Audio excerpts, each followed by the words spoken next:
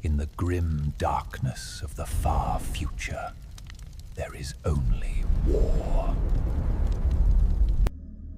In the 41st millennium, the Imperium of man had endured 10,000 years of darkness by one immutable truth. The Emperor's design was absolute, and any deviation was heresy. They had faced demons, xenos, and traitors beyond counting. But they had never faced a man who could turn their entire civilization's foundation, metal itself, into a weapon against them. Mechanicus Prime burned. The Forge world had stood for 6 millennia as a monument to the Omnissiah's glory, its surface covered in factorums that stretched to the horizon, its foundries producing 10,000 tanks per day, its shipyards birthing cruisers that would carry the Emperor's wrath to distant stars. 300 billion souls toiled in its depths. Servitors, tech priests, menials, all bound to the sacred machine. Now its sky tore open. The rift wasn't like the warp storms that occasionally plagued the sector. No demonic screams accompanied it, no prismatic madness.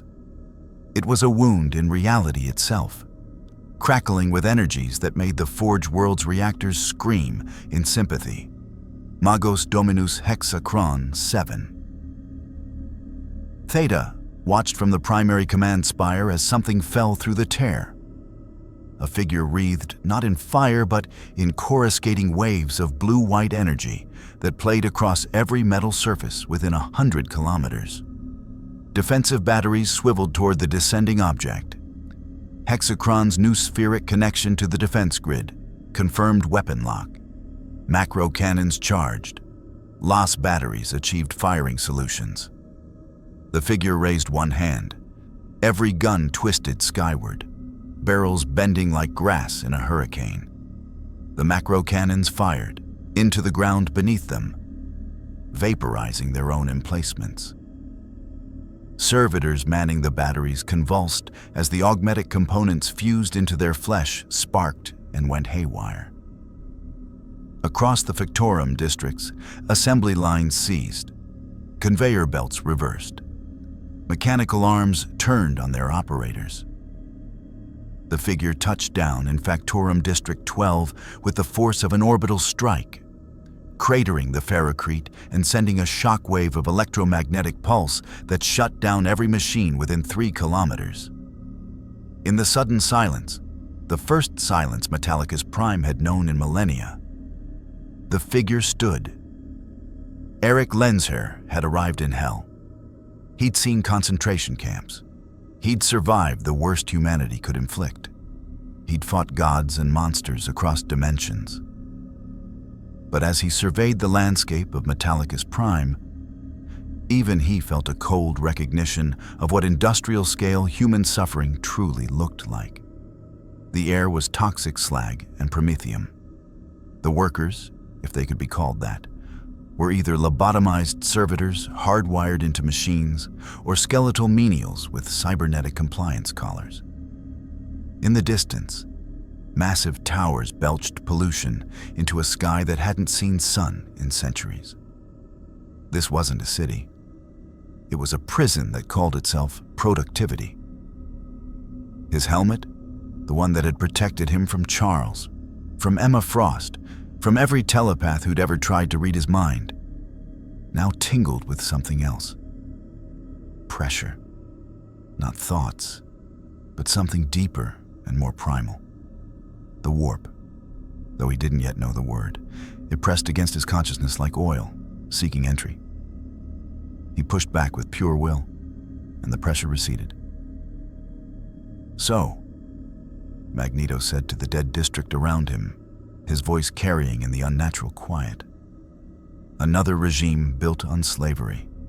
Another empire that grinds humanity into fuel for its ambitions." Alarms began to wail. Not electronic, those were dead, but mechanical sirens turned by hand-cranked servitors in distant towers. Within minutes, the first response forces would arrive. Magneto could sense them already. Hundreds of soldiers in metal armor, carrying metal weapons, riding in metal transports. He almost pitied them.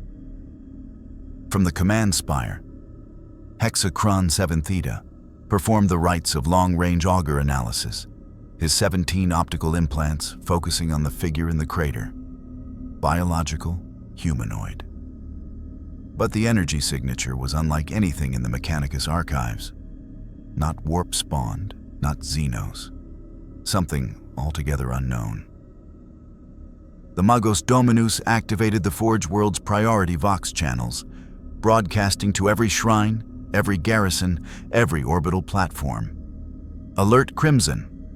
Unknown hostile entity has manifested in Factorum District 12. All Skitarii cohorts engage and neutralize. Tech Guard regiments establish containment perimeter. Orbital defense platforms, target district for lance strikes if ground forces fail. This is not a drill. The Omnissiah watches. The Emperor protects. But as he gave the orders, Hexachron's analytical subroutines flagged something troubling. The entity's arrival had disabled precisely 347 defensive systems, caused 17 million points of mechanical failure, and generated an electromagnetic pulse that shouldn't be possible outside a plasma reactor breach. And it had done all of this before landing. In the crater, Magneto felt the soldiers approaching, felt their weapons, their armor, the very iron in their blood. For a moment, just a moment, he considered walking away, finding wherever this dimensional accident had sent him, learning the lay of the land, perhaps even seeking a way home. Then he saw the servitors crawling from the wreckage of nearby factorums, lobotomized humans with their brains replaced by cogitators, their limbs amputated and replaced with industrial tools, their eyes removed and replaced with targeting optics. One of them, a thing that had once been a woman, crawled past him on tracked treads, sparking and dying, its biological components failing as its mechanical parts seized. It was still trying to reach its workstation. Magneto's hands clenched into fists. The blue-white energy around him intensified. "No," he said quietly. "I don't think I will be leaving. Not until I've torn this nightmare down to its foundations." The first Skitarii cohort crested the ridge overlooking the crater. 300 cybernetically enhanced soldiers in rust-red robes, their bodies more machine than flesh, armed with galvanic rifles that spat arc lightning and radium carbines that fired rounds laced with radioactive isotopes. Their Skitarii Alpha raised one mechadendrite arm and transmitted the attack protocol. 300 rifles took aim. Magneto raised both hands, and the rifles tore themselves from their wielders' grips, suspended in the air like a swarm of metal insects. The Skitarii Alpha had exactly 1 second to process this impossibility before those same rifles inverted, barrels pointing back at the cohort. "Your first mistake," Magneto said, his voice somehow carrying across the distance, "was thinking weapons made of metal could threaten me. Your second was enslaving your own species. The rifles fired as one. If you crave stories where unstoppable forces meet immovable objects, where the 41st Millennium's brutal regime faces a mutant who has toppled governments before, smash that subscribe button. The Emperor protects, but magnetism is universal. The Skitarii died before they understood what killed them." 300 galvanic rifles discharged simultaneously, their arc lightning finding metallic targets, the very soldiers who'd carried them. Cybernetic implants exploded. Augmetic limbs sparked and seized. Those with more flesh than machine collapsed with smoking holes through their torsos. The few who survived the initial volley found their own armor constricting, crushed inward by invisible force until ribs cracked and spines snapped. Magneto lowered his hands. The rifles clattered to the ground.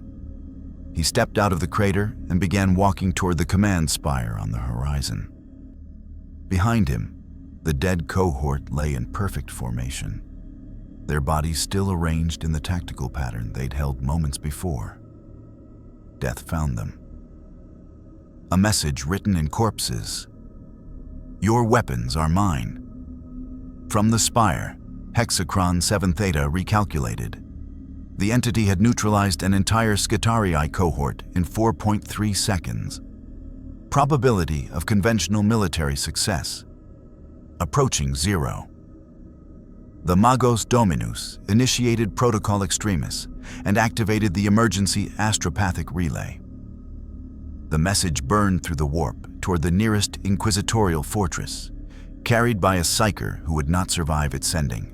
Metallicus Prime, entity of unknown origin, exhibits techno-sorcery. Initial contact forces eliminated. Request immediate Ordo Malleus intervention. Probability, demonic manifestation. Then Hexachron did what any rational servant of the Omnissiah would do when faced with an unstoppable threat. He deployed everything.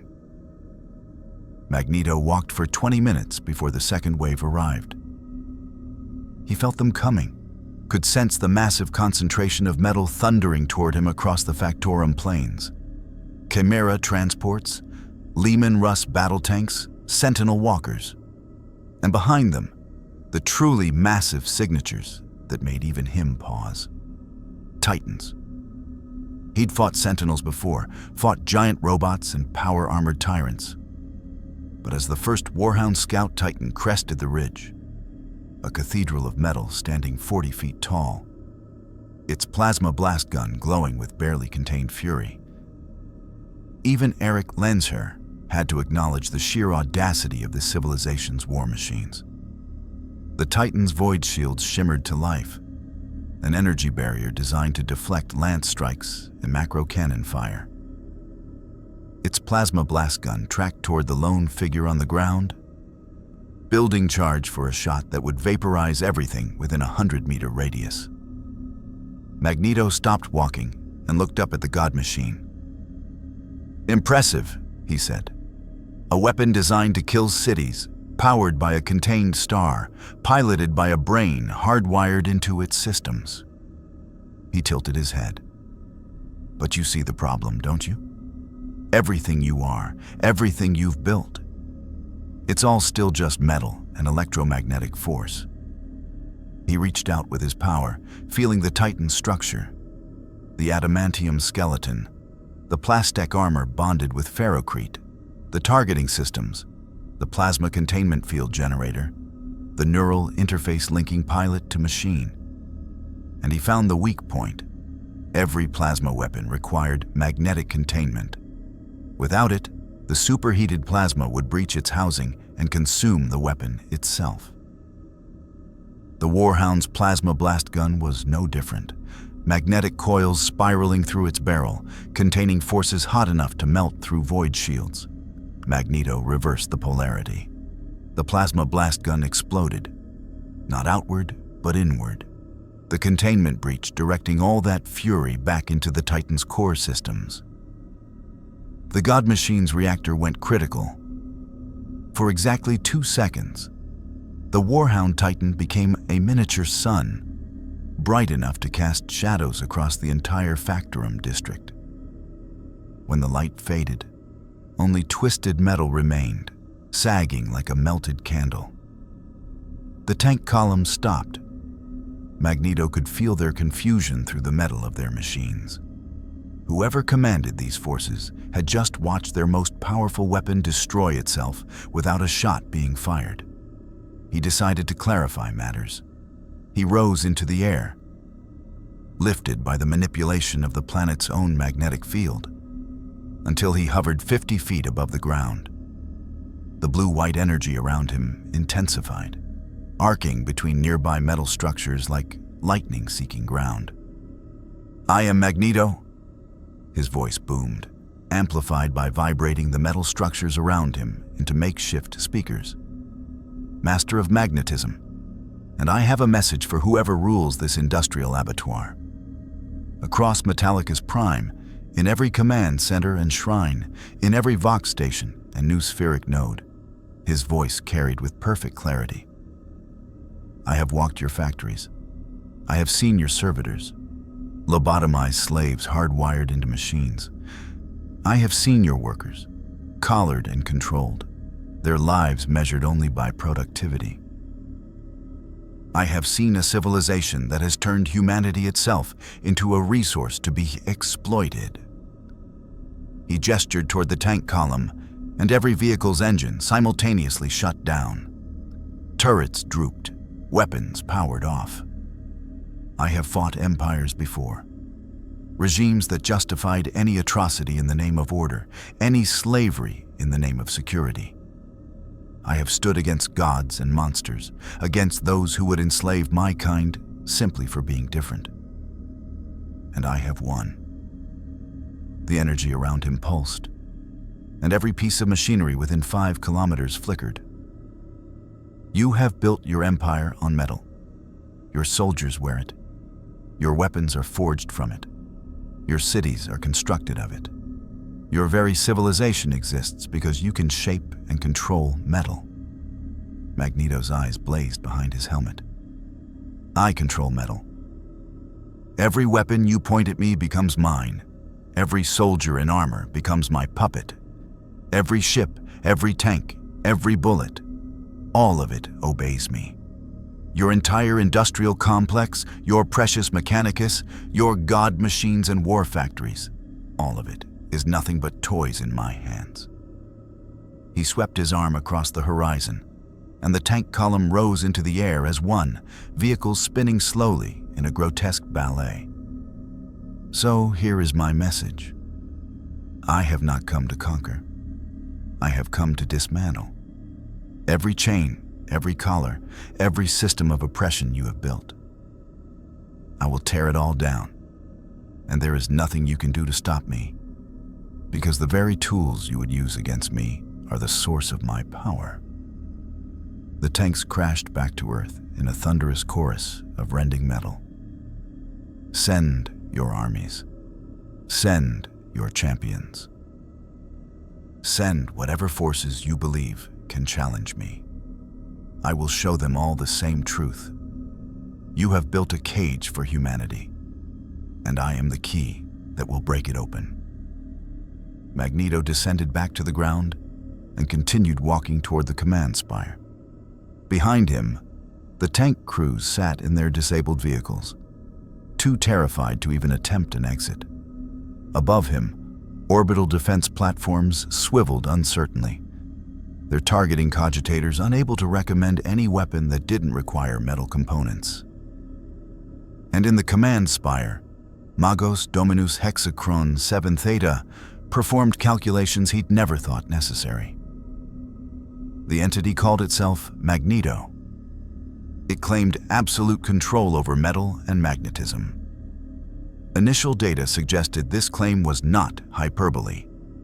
Probability of conventional victory, 0.003%. Probability of acceptable outcome, incalculable. The Mechanicus had faced tech heresy before, had battled those who would pervert the machine spirit. But this was different. This wasn't perversion. This was dominion. Total, absolute dominion over the very substance the Mechanicus worshipped. Hexachron transmitted a second message, this one directly to the Fabricator General on Mars. Entity possesses complete electromagnetic control. Conventional forces ineffective. Titans compromised. Requesting immediate censure. Protocols. If Entity reaches Mars, Imperium loses all production capability. The response came within an hour, carried through the warp with the authority of the Fabricator General himself. Hold at all costs. Inquisition en route. If containment fails, initiate cyclonic bombardment. Metallicus Prime is expendable. Mars is not. Hexachron processed this command. 300 billion souls, 6 millennia of sacred construction, the work of generations, all expendable. Such was service to the Omnissiah. He initiated the preparation protocols for planetary bombardment, even as he ordered every remaining military asset to slow Magneto's advance. Not to stop him, that was impossible. Just to slow him long enough for the Inquisition to arrive, or for Mechanicus Prime to be reduced to ash. Whatever came first, the Inquisition arrived in fire and fury. 3 vessels translated from the warp at the system's edge. The heavy cruiser, Absolute Certainty, flanked by 2 sword-class frigates. Their hulls bore the crimson and black of the Ordo Malleus, the Demon Hunters, and their holds carried Grey Knights, the Emperor's ultimate weapon against the supernatural. Inquisitor Covenant stood on the bridge of the Absolute Certainty, his ancient power armor humming with barely contained energy. He'd served the Ordo Malleus for 147 years, had banished 17 greater demons, had ordered the exterminatus of 4 worlds. He was a man who'd looked into the warp's abyss and never blinked. The preliminary reports from Mechanicus Prime troubled him deeply. Demonic manifestation, he read aloud, his voice a gravel-scarred rasp. Exhibits total control over metallic substances and electromagnetic phenomena. Has neutralized all conventional military response. Current position, advancing on primary command spire. His second, interrogator Vess, highlighted a tactical hologram.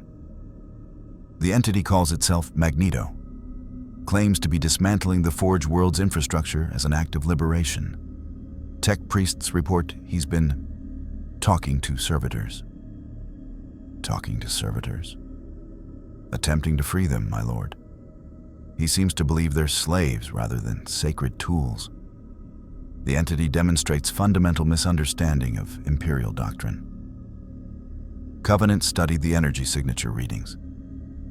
They were wrong. Demonic manifestations showed distinctive warp corruption patterns, reality bleeding at the edges, probability distortions, the stench of chaos upon the Imperium. This signature was clean, powerful beyond measure, but clean. This is no demon, he said slowly. Then what is it? Something worse. Something that believes itself righteous. Covenant turned to his retinue. Prepare the Grey Knights. We go to the surface within the hour, and ready the exterminatus torpedoes. If this entity cannot be contained, Mechanicus Prime burns. Magneto had reached the outer districts of the Command Spire complex when he felt them arrive. Not physically, they were still in orbit, but through the distinctive electromagnetic signatures of their ship. Ancient, powerful, bristling with weapons, and something else. Something that pressed against his mind, like the pressure he'd felt upon arrival, but focused, directed. These weren't mindless fanatics. These were believers who'd honed their faith into a weapon. He allowed himself a grim smile. Finally, worthy opposition. The Spire's outer defenses activated as he approached. Last cannons, heavy bolters, missile batteries, all automated, all controlled by machine spirits the tech priests believed were sacred. Magneto felt the targeting systems lock onto him, felt the weapons charging. He reached out and crushed every barrel simultaneously. The guns folded like paper, their mechanisms compressing into dense spheres of useless metal. Magneto walked through the now silent fortifications and pushed open the main gates. 20-foot-tall adamantium barriers that required hydraulic systems to move. They swung open at a gesture. Inside, he found what he'd expected. Rows of servitors standing at stations, performing calculations, monitoring systems, their human flesh grafted seamlessly into machine interfaces. Some had been children once, others elderly. All had been deemed useful enough to preserve in this grotesque form. One servitor, designation Alpha 79, stood welded into a cogitator bank, its brain directly wired into the spire's defense grid. Its eyes had been replaced with optical feeds. Its hands had been amputated at the wrists, replaced with data spike interfaces. Half its skull was visible beneath the flesh, circuitry etched into the bone. It was still trying to activate weapons that no longer existed. Magneto felt something he hadn't allowed himself to feel in decades. Pure, incandescent rage. "Look at me," he commanded, using magnetism to force the servitor's next servos to turn its head. The optical feeds focused on him with mechanical precision, but there was something else, a flicker of something human behind the red sensor lights. "Do you know what you were?" Magneto asked softly. "Before they did this to you?" The servitor's jaw worked.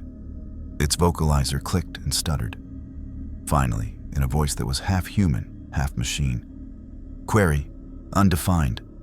This unit has always served. Service is purpose. The Omnissiah provides." "No," Magneto said. "You were human once. You had dreams, ambitions, perhaps a family, and they took all of that from you. They cut away everything that made you yourself and turned you into a tool." He reached out with his power and felt the neural interfaces, the control circuits, the inhibitor chips that suppressed personality and free will. It would be so easy to simply rip them out, to free this poor creature from its bondage. But he'd learned long ago that freedom without preparation was just another form of cruelty. "I'm going to free you," he said, "all of you. But first, I need to destroy the system that created you. Can you understand that?" The servitor's optical feeds flickered. Deep in its lobotomized brain, something stirred. Some fragment of humanity that the Mechanicus hadn't quite managed to erase. "This unit hurts," it whispered. "This unit has always hurt. Please, end the..." An explosion of psychic force shattered the moment. The roof of the spire peeled away like foil, torn open by teleportation energies. Through the gap descended 20 figures in silver armor, each one radiating power that made the air itself shimmer. Their armor was inscribed with wards and prayers. Their weapons burned with holy fire. And at their center stood a figure in black and crimson, his armor marked with the skull and eye of the Inquisition. Inquisitor Covenant had arrived, and he'd brought the Grey Knights with him. "In the name of the Emperor," Covenant's voice boomed through Vox amplifiers, "I declare you excommunicate traitorous. You are judged demon, heretic, and abomination. You will be destroyed, your essence cast back into the warp, your very existence scoured from reality." The Grey Knights leveled their weapons. Storm bolters, force weapons, incinerators that promised cleansing fire. Magneto looked up at them, his expression hidden behind his helmet. He felt their armor, their weapons, the faith-powered circuitry that made their war gear more than merely technological. Even their minds were shielded, not perfectly, but enough that the pressure he'd felt earlier now made sense. These warriors were armored against him in ways the servitors never could be. "Demon?" He laughed, a sound without humor. "Is that what you call anything that threatens your empire? Anyone who refuses to kneel before your corpse god?" "Silence!" Covenant raised a hand wreathed in psychic fire. "We have heard your lies, your promises of freedom. The Mechanicus records show your corruption. You seek to turn servitors from their holy purpose, to spread discord among the faithful. These are the tactics of chaos, the weapons of the ruinous powers." "I seek to free slaves," Magneto corrected.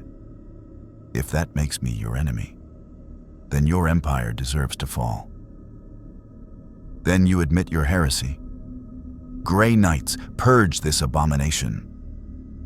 20 storm bolters opened fire simultaneously. Each round a blessed bolt designed to pierce demonic flesh and explode from within. The servitors in the room were caught in the crossfire, their bodies torn apart by rounds meant for a very different target. Magneto watched them die, these poor souls he'd promised to free. And something in him went cold. The bolt stopped 3 feet from his body, frozen in midair by magnetic fields strong enough to contain a fusion reactor. Hundreds of rounds hung suspended, their blessed tips glowing faintly with psychic energy. "You kill your own people," Magneto said quietly, "to get to me. You murder slaves to protect the system that enslaved them. And you call me the abomination?" He reversed the bolt's trajectories. The Grey Knight's armor saved them, blessed ceramite reinforced with faith and ancient wards. The bolts exploded harmlessly against their protection. But Covenant saw something that chilled even his demon-hardened soul. The entity hadn't been injured, hadn't even been inconvenienced. "Psychic assault," Covenant commanded. "Breach his mind." 10 Grey Knights focused their psychic might, centuries of training and genetic enhancement channeled into a single spear of pure mental force. It was an attack that had felled greater demons, had broken chaos sorcerers, had shattered the minds of the strongest warp spawn. It crashed against Magneto's helmet and stopped dead. Erik Lehnsherr had spent decades refining that helmet, perfecting its protection against the most powerful telepaths in existence. Charles Xavier himself couldn't breach it. These warriors, powerful as they were, didn't come close. "My turn," Magneto said. Every piece of metal in the spire responded to his call. Structural supports tore free, conduits ripped from walls, the very floor plates buckled and rose. And the Grey Knight's armor, sacred, blessed, inscribed with wards against demons and sorcery, began to constrict. Servos locked, joint mechanisms seized, helmets tightened around skulls. The Grey Knights, warriors who'd faced the worst the galaxy could offer, found themselves trapped in their own armor, unable to move, unable to breathe. "Your armor is your weakness," Magneto said, rising into the air. "Your weapons are tools I can turn against you. Your very faith is built on metal, and metal is mine." Covenant managed to speak, his Vox grill barely functioning. "You cannot. We are shielded. Against demons, against sorcery, against the warp." Magneto's eyes blazed behind his helmet. "I am none of those things. I am simply a mutant who controls magnetism. And your Imperium never prepared for something so simple." He clenched his fist, and the Grey Knights collapsed, their armor now coffins of bent metal. Only Covenant remained standing, his ancient power armor's machine spirit fighting against Magneto's control through sheer faith-driven stubbornness. The Inquisitor raised his force weapon, channeling psychic energy into its blade. "You will not corrupt this world," he gasped. "I will see it burned, before I let it fall, to chaos." "I'm not chaos," Magneto said, almost gently. He gestured, and Covenant's weapon flew from his grasp. "I'm something your Imperium is far less prepared to fight. I'm a revolutionary, and unlike your demons, I don't need to corrupt. I simply need to show your people the truth." He placed Covenant on his knees, the Inquisitor's armor forced into a posture of supplication. "Now, you're going to send a message to your superiors.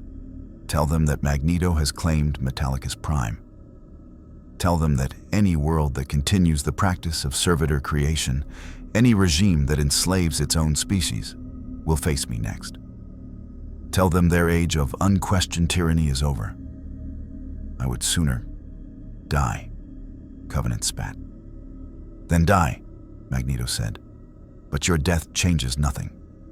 I will free these people with or without your cooperation. He released his hold, and Covenant collapsed, gasping for air.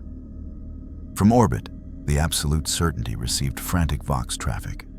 The Grey Knights were down, the Inquisitors subdued, the entity remained unharmed. The ship's captain had clear orders for such scenarios. He armed the Exterminatus torpedoes and awaited the Inquisitor's command. 300 billion lives hung in the balance, dependent on whether Covenant believed Magneto could be stopped by any means short of planetary annihilation. Covenant knelt in the wreckage of the command spire. Every breath a labor against bruised ribs and damaged armor systems. Around him, the Grey Knights lay motionless in their twisted ceramite coffins, alive but helpless. Above, through the torn roof, he could see his ship, the Absolute Certainty, holding position in low orbit.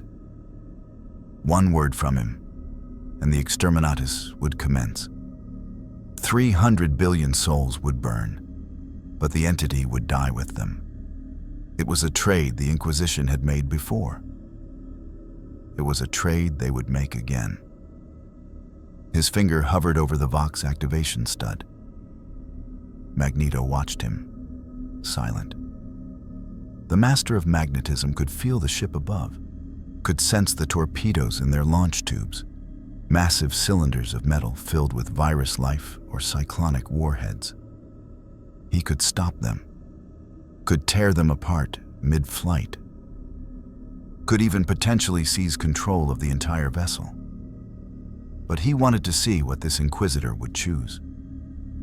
"You're hesitating," Magneto observed. "Why? Your report said I'm a demon. Your doctrine is clear. Burn the world, save the Imperium. So why do you hesitate?" Covenant's jaw clenched. "You spoke to the servitor, asked it if it hurt. And demons don't ask. They command, corrupt, destroy. They don't." The Inquisitor's voice dropped to barely a whisper. "They don't show mercy to slaves." "Because I'm not a demon," Magneto said. "I'm simply a man who refuses to accept that slavery is the price of civilization." "The servitors are necessary," Covenant said. But even he could hear the weakness in his own words. The Imperium requires their function. Without them, our infrastructure collapses. Without them, we cannot wage the wars that keep humanity alive. Then perhaps your Imperium deserves to collapse. Covenant's finger pressed the Vox stud, but instead of ordering Exterminatus, he spoke different words. "Captain Holst, stand down Exterminatus protocols. I repeat, stand down. The entity is contained. Maintain orbital position and await further orders." The response came back crackling with confusion. "My Lord Inquisitor, confirm stand down. The entity remains active and—" "I said stand down, Captain. That's an order." Covenant severed the connection and looked up at Magneto. "I don't know what you are, but I know you're not chaos. And I know that if I burn this world, I prove you right about everything you've said." "Then you're wiser than your armor suggests," Magneto said. He released his magnetic hold on the Inquisitor completely. "You're free to leave. Return to your masters. Tell them what you've seen." "And what have I seen?" "A mutant with power over magnetism. A man who will dismantle your Imperium's cruelty one world at a time. And someone your weapons cannot stop." Magneto gestured to the fallen Grey Knights. "I'll release your warriors once you've departed. They'll live, though their armor will need significant repair. Consider it a gift. Proof that I have no desire to kill unless forced." Covenant stood slowly, his armor groaning. "You can't win. Even if you take this world, there are a million others. The Imperium has endured 10,000 years of threats greater than one man. Perhaps, Magneto conceded. But I don't need to conquer the Imperium. I simply need to break its illusion of inevitability. Show your people that another way is possible. That they don't have to lobotomize their own species to maintain order. The alternative is chaos, anarchy, extinction. No, the alternative is evolution, freedom, humanity reaching its true potential instead of being shackled to a rotting throne. Magneto's voice hardened. I've heard the justifications before, Inquisitor. The camps are necessary for security. The experimentation serves the greater good. Some lives must be sacrificed for the many. Every tyrant in history has spoken those same words. Covenant had no response to that. He activated his personal teleport homer, and a moment later, the Grey Knights began vanishing in bursts of golden light, recalled to the absolute certainty. When only Covenant remained, he looked at Magneto one final time. The Imperium will send more than Grey Knights next time. Armies, fleets, perhaps even the Adeptus Astartes. You may control metal, but you cannot fight a crusade. Then let them come, Magneto said. Every soldier they send will see what I've accomplished here. Every world they dispatch forces from will wonder why they fight to preserve servitor creation. Every battle will spread my message further. Your Imperium's greatest weakness isn't metal, Inquisitor. It's that deep down, most of your people know what they've become, and they hate it. Covenant vanished in a flash of teleportation light. Magneto was alone in the ruined spire, surrounded by the bodies of servitors killed in the Grey Knight's crossfire. He knelt beside Alpha 79, the servitor he'd spoken with. Its optical feeds were dark now, its biomechanical systems failing. I'm sorry, he said quietly. I promised I would free you. I failed. But there was no time for mourning. He could feel movement throughout the spire complex, tech priests evacuating, military forces repositioning. The Inquisitor might have spared the planet, but the Mechanicus would not surrender their forge world willingly. Magneto stood and reached out with his power, feeling the full scope of Metallicus Prime's infrastructure. Every factory, every forge, every foundry and assembly line. Miles of conveyor belts, millions of machines, billions of components, all working in synchronized industrial horror. And he began to change it. Not destroy, that would be easy. Instead, he started systematically disabling every system that relied on servitor labor. Conveyor belts stopped. Assembly arms froze. The neural interface stations that kept servitors locked in place powered down. Across the entire forge world, the machinery that had run for 6,000 years ground to a halt. In the depths of Factorum District 7, a servitor designated Kappa 12 felt something it hadn't experienced in 43 years. The absence of the control impulses that governed every moment of its existence. The neural shackles went quiet. The pain compliance circuits deactivated. For the first time since its lobotomization, it had a moment of genuine autonomy. It tried to remember its name.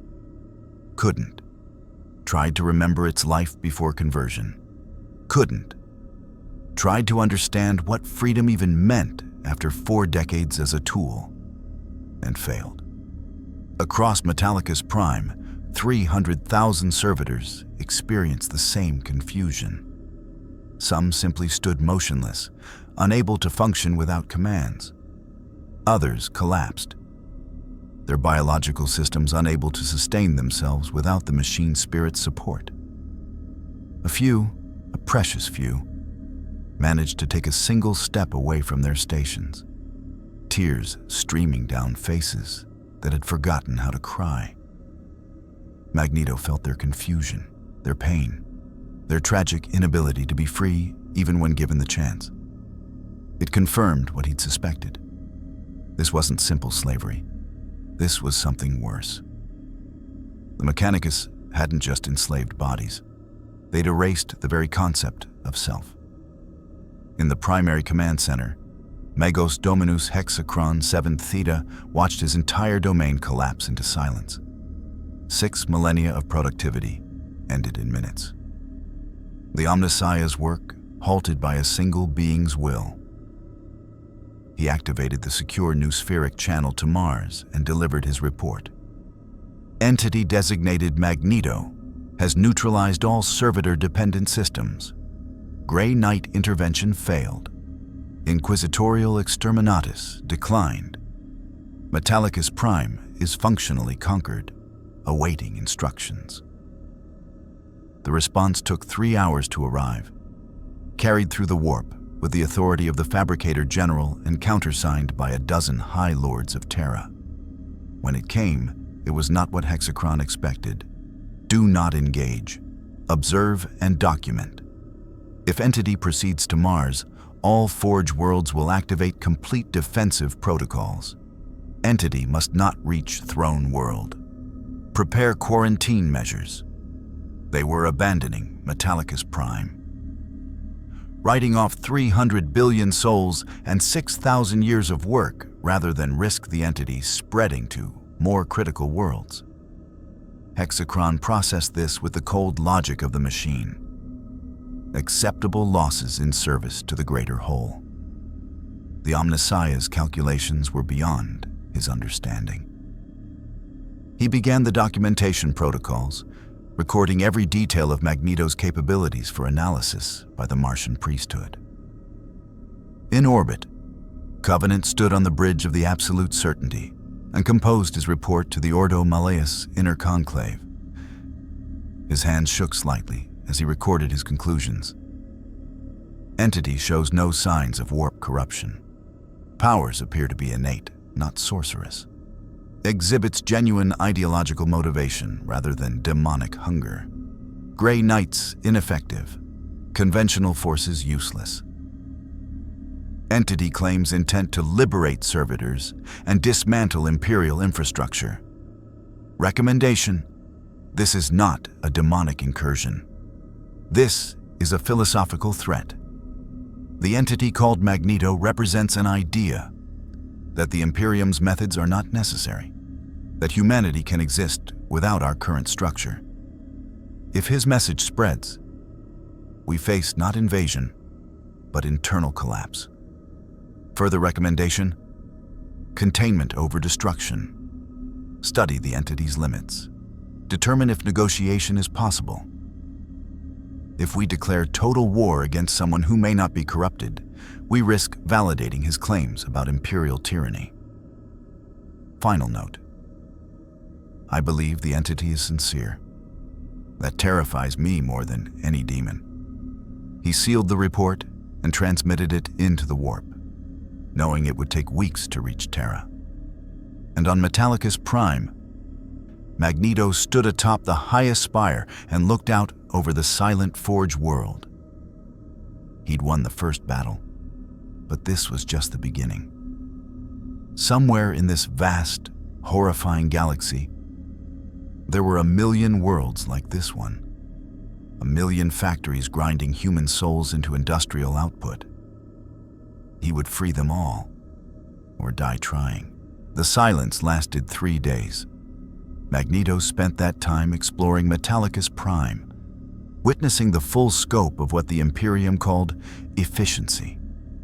He found nursery factories where children deemed unsuitable for military service were converted into cherub servitors, flying grotesques with their limbs removed and anti-grav units grafted to their spines. He found penal districts where criminals were processed into combat servitors, their capacity for violence chemically enhanced while their free will was surgically removed. He found entire habitation blocks where workers lived 17 to a room, their wages measured in corpse starch rations and the privilege of dying in bed rather than being recycled into servitors. Every district told the same story. Humanity had become a resource, measured by productivity and discarded when depleted.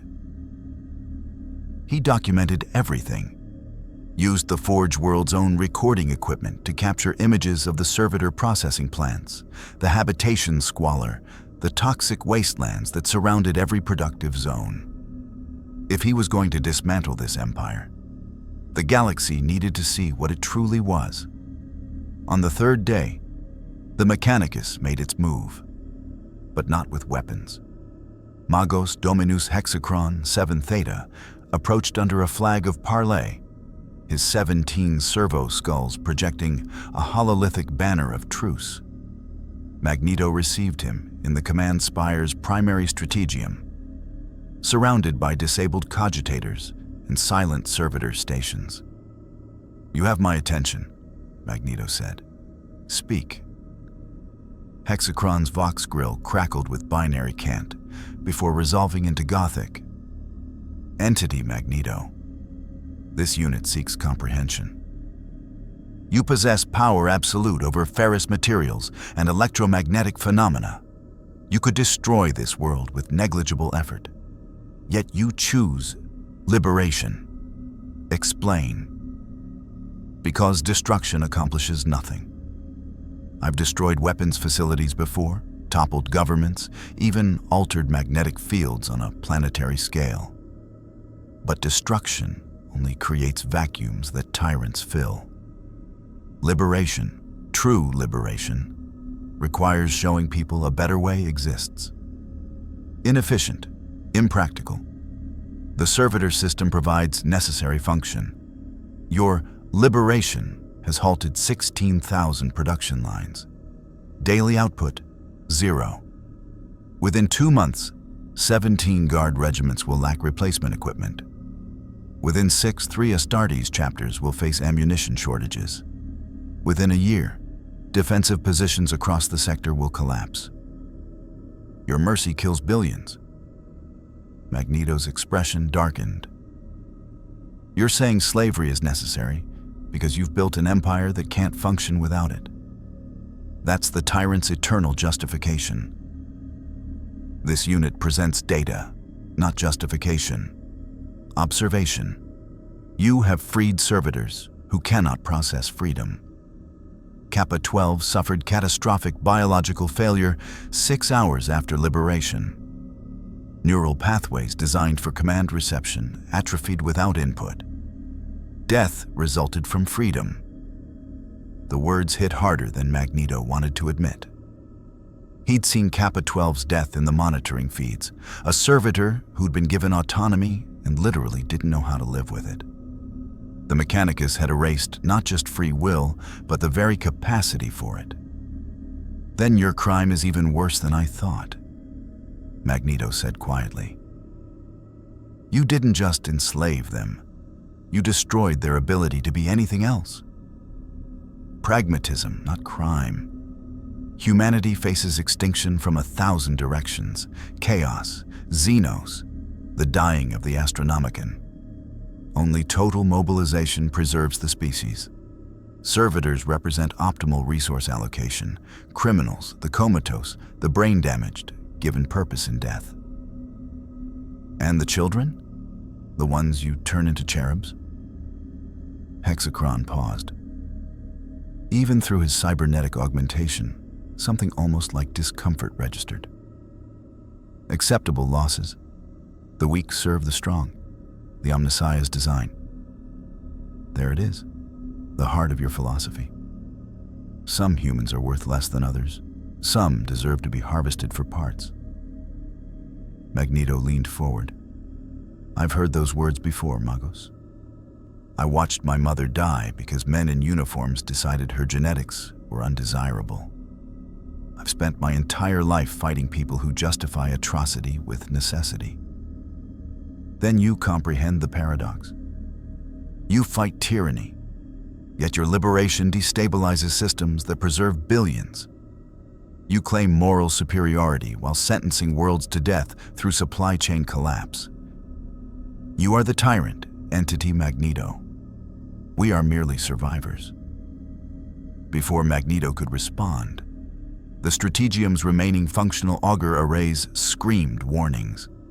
Multiple warp translations, close range, high energy signatures.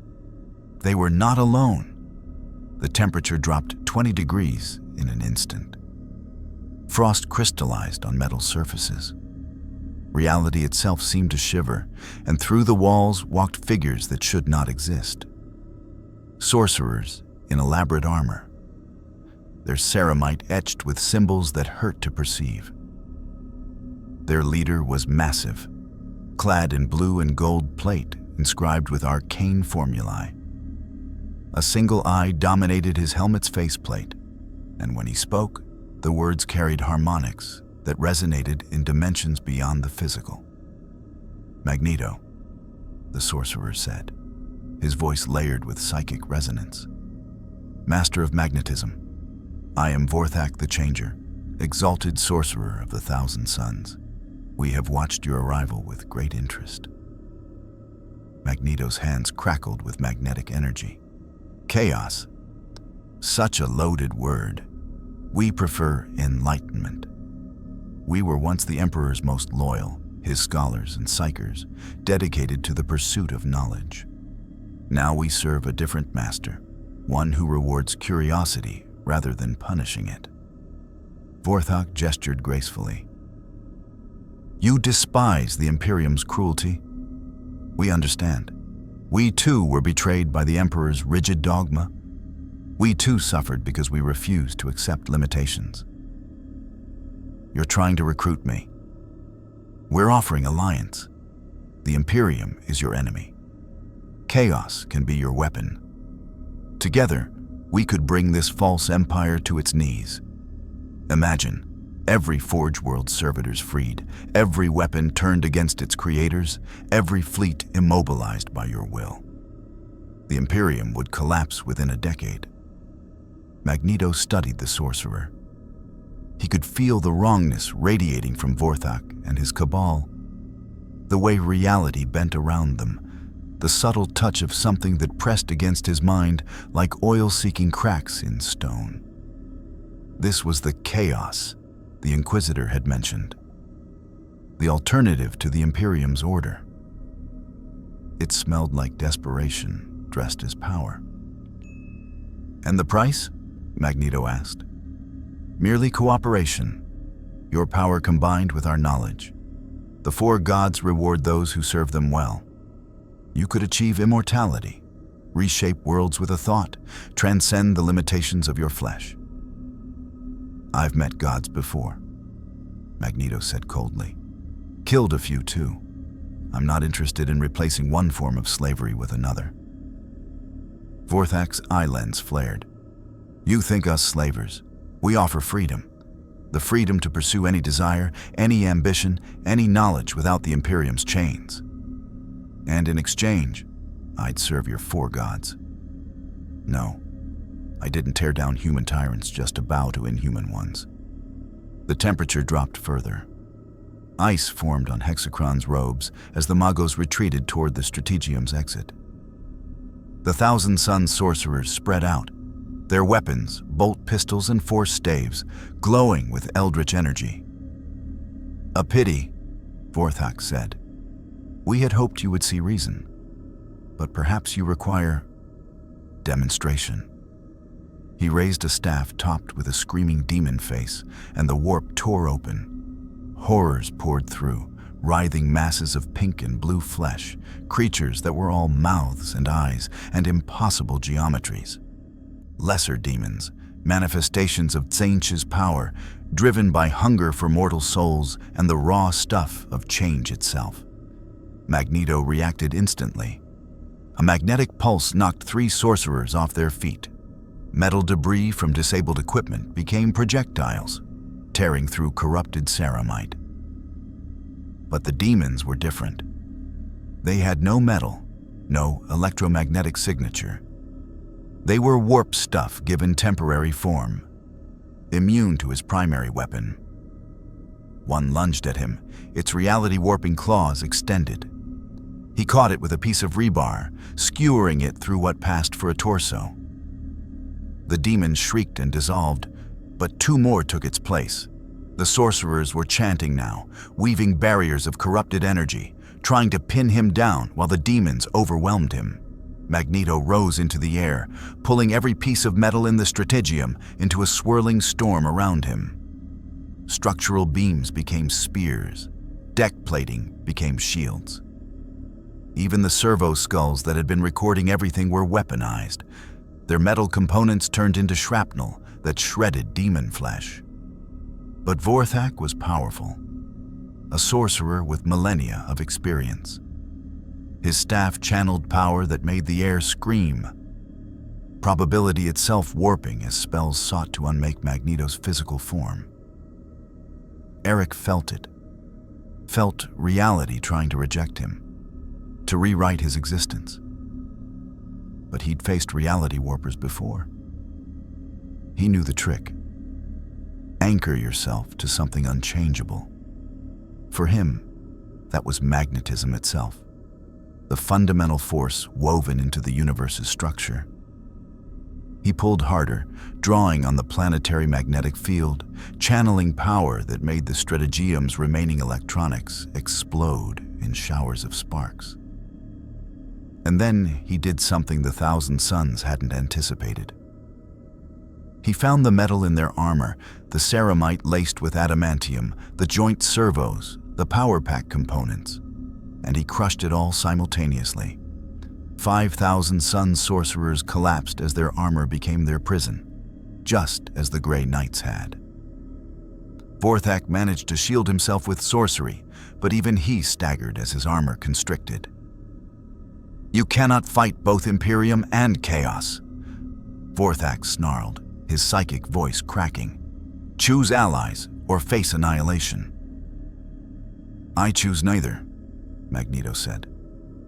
"I choose evolution. Humanity rising above both your corruption and the Imperium's stagnation. Now get off my planet." He reversed the planetary magnetic field in the strategium's vicinity. Just for a moment. Just enough to create an electromagnetic pulse that disrupted every warp signature in the room. The demons shrieked as their anchors to reality severed. The sorcerer's connection to the warp flickered and died. Vorthak retreated, his cabal dragging their wounded. "You have made an enemy this day, Magneto. The changer of ways does not forget insults. You will beg for our alliance before the end. Then I'll die disappointed," Magneto said. The sorcerers vanished in bursts of unnatural flame, returning to whatever hell realm had spawned them. Silence returned to the strategium. Magneto descended slowly, the metal storm settling around him like loyal hounds. Hexachron remained, having witnessed everything, his 17 servo skulls recording every detail. "Chaos sought your alliance," the Magos observed. "You refused. This unit did not anticipate such rejection. Most who oppose the Imperium eventually embrace the ruinous powers." "Then most are fools," Magneto said. "I don't fight tyranny to embrace a different flavor of it." "Then what do you fight for?" Magneto looked at the servitor stations, at the disabled machinery, at the 6,000 years of accumulated suffering this single world represented. For the day when no one has to choose between tyrants, when humanity is free to evolve beyond this endless cycle of oppression and rebellion. When a child can grow up without fearing they'll be harvested for parts or fed to demons. Impossible. The universe does not permit such idealism. "Then I'll change the universe." Magneto turned toward the exit. "Starting with your Forge world." He left Hexachron in the strategium, the Magos' cogitators working overtime to process what he'd witnessed. The entity had rejected both Imperium and Chaos, had fought both and survived. And most troubling of all, he seemed to genuinely believe his impossible dream. Word of Magneto's rejection of Chaos spread through the Immaterium like blood in water. The Ordo Malleus received reports that he'd not only refused the Thousand Sons' offer, but had banished their demons and crippled their sorcerers. The Inquisition's analysis changed overnight. This was no chaos pawn, no easily categorized threat. This was something genuinely unprecedented, a being powerful enough to reject both sides of the galaxy's eternal war. On Terra, in the labyrinthine halls of the Inquisitorial Palace, 3 High Inquisitors convened an emergency session. "He's rejected chaos," Lord Inquisitor Maxis stated, his ancient augmetic eye clicking through data streams. Vorthak the Changer confirmed it himself, broadcasting his humiliation across half the sector. The entity called Magneto has no allegiance to the ruinous powers, which makes him more dangerous, not less, countered Inquisitor Vashta, her voice sharp. An independent power with the capability to cripple our infrastructure and the ideological motivation to do so. He's not trying to corrupt the Imperium. He wants to dismantle it. "Can we negotiate?" asked the 3rd Inquisitor Throne, youngest of the Conclave, but no less formidable. Covenant's report suggests the entity has genuine principles, perhaps containment through dialogue. Negotiate with someone who calls servitor creation slavery? Vashta laughed bitterly.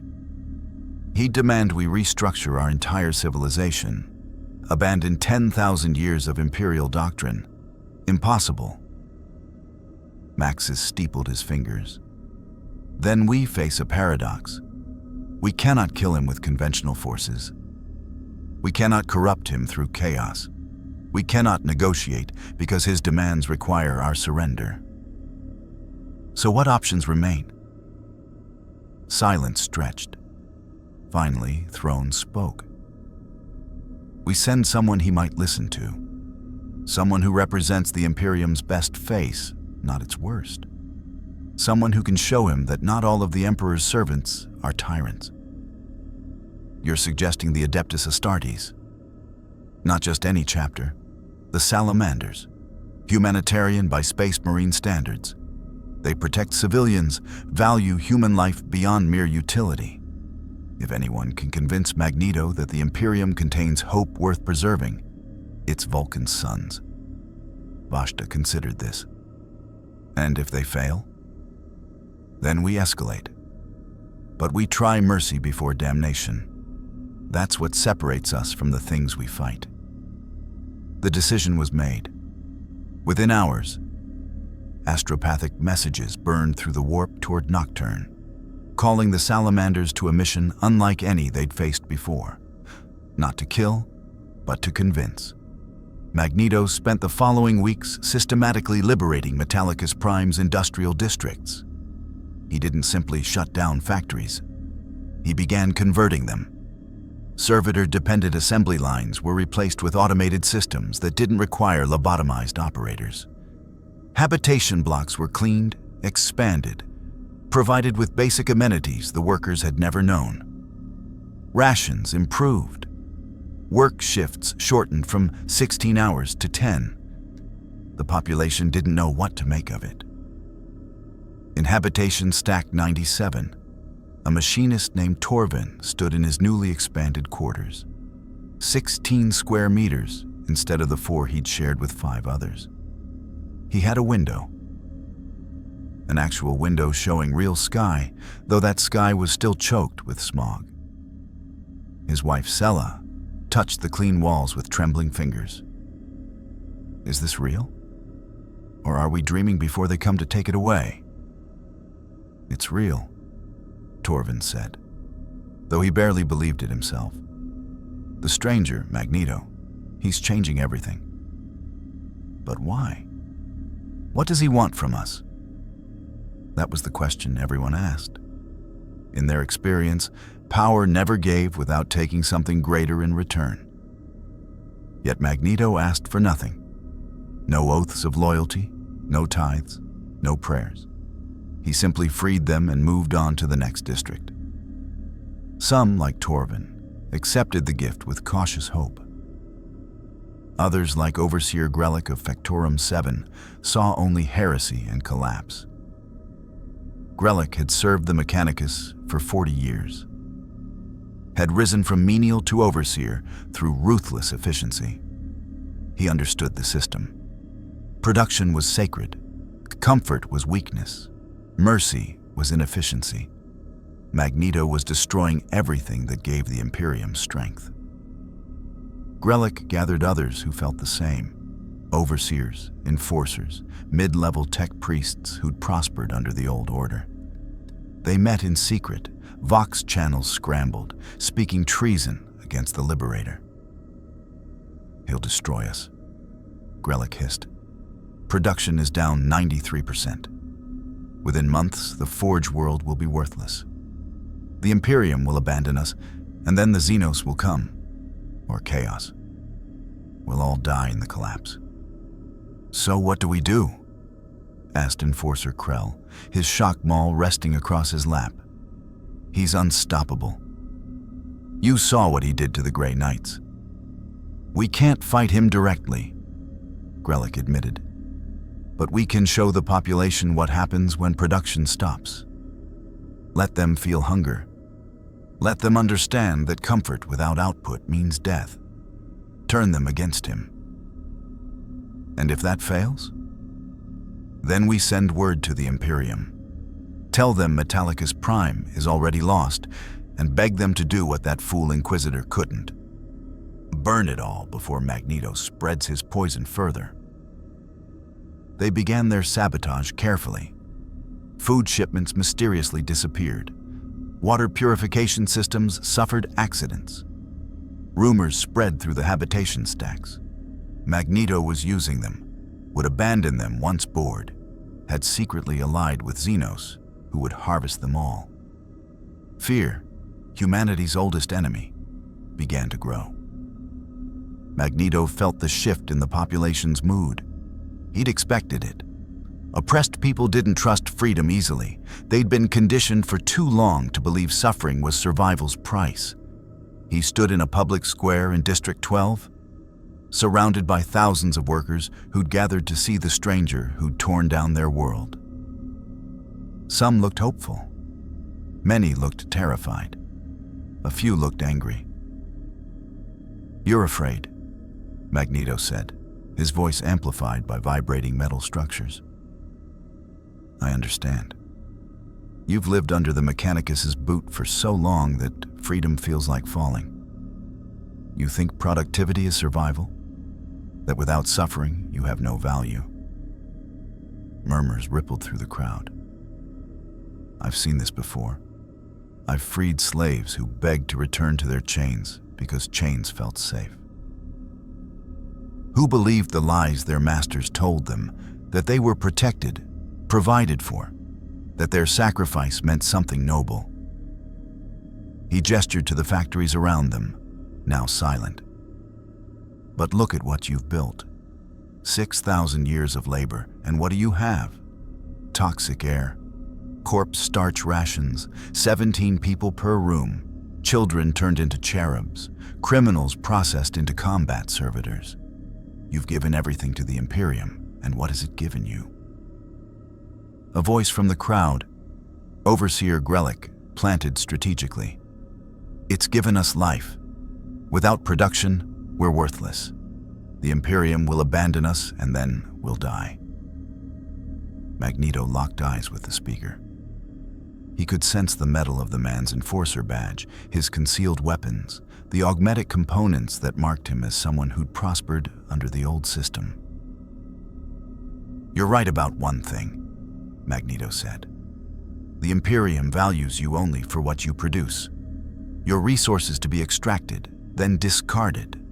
That's precisely why their system must end. And you offer what? Pretty words? Comfort without purpose?" Grellick pushed forward through the crowd. "I've served 40 years. I know what happens when production stops. People starve. You've doomed us all with your mercy." The crowd's murmurs grew louder, uncertain. Magneto could have crushed Grellick with a thought. The man's augmetics alone gave him a dozen points of leverage. But that would prove nothing. Instead, he addressed the crowd directly. He's right that I've stopped production. But production of what? Weapons for wars you'll never see? Equipment for regiments that die on distant worlds? You labor endlessly, and none of it returns to you. Your work enriches the Imperium while you breathe poison and eat corpses. He gestured, and the factorum behind him began to change. Metal flowed like liquid, restructuring itself. Within minutes, the weapons assembly plant had become something else. An agricultural facility with hydroponic bays, air filtration systems, solar collectors. I offer you this. Work that benefits you. Food you grow and eat, air you purify and breathe. Labor that improves your lives instead of buying you another day of suffering. That's not comfort without purpose. That's purpose redefined. The crowd stood silent, processing this impossible sight. Then a child's voice, a girl, perhaps 8, malnourished and soot-stained. Will we have enough to eat? Magneto knelt to her level, his imposing presence softening. Yes. You'll have enough to eat, enough to sleep, enough to grow up without fearing the cherub factories. That's a promise. The girl's mother pulled her back, terrified. But the question had been asked. The seed had been planted. Grellick saw his moment slipping away. This is heresy. The Emperor demands our sacrifice. Our suffering has meaning. Then let the Emperor come explain why he demands children starve, Magneto said coldly. He stood, addressing the crowd one final time. I'm not asking you to trust me. I'm asking you to trust yourselves. You've survived horrors I can barely fathom. You have strength enough to build something better. The question is, will you try? Or will you return to chains because they feel familiar? He left them with that choice and walked away. Behind him, the crowd erupted in argument. Some agreed with Grellick, better the devil you know. Others remembered the child's question, remembered their own children going hungry while they assembled weapons for distant wars. The Imperium had ruled through certainty. Magneto offered something far more dangerous. Hope. And across the sector, a strike cruiser bearing the colors of the Salamanders translated from the warp, carrying space marines who would decide whether that hope deserved to live or die. The strike cruiser Flame of Nocturne entered the Mechanicus system with a silence that belied its purpose. Its hull, black as volcanic glass and etched with fiery heraldry, did not broadcast threats or demands. It simply arrived, a stoic observer in the void. On the bridge, Captain Velkona of the Salamander's Third Company watched the auger displays. The forge world below was an island of unnatural quiet in a sector that should have been buzzing with warp traffic and industrial output. No orbital defenses, no active shipyards. Energy signatures at 18% of standard forge world capacity. Velkona's voice was a low rumble, like stone grinding against stone. The reports were accurate.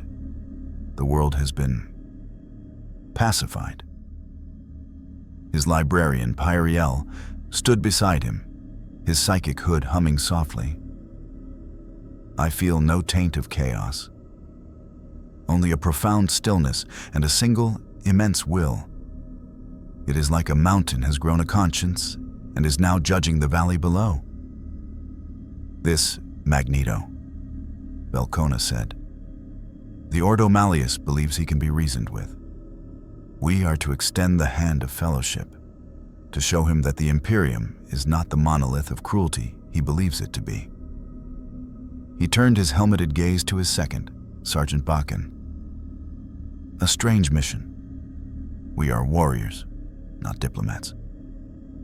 We are the defenders of humanity, Captain, Bakken replied. If this being can be turned from a path of destruction to one of protection, then the effort is worthy.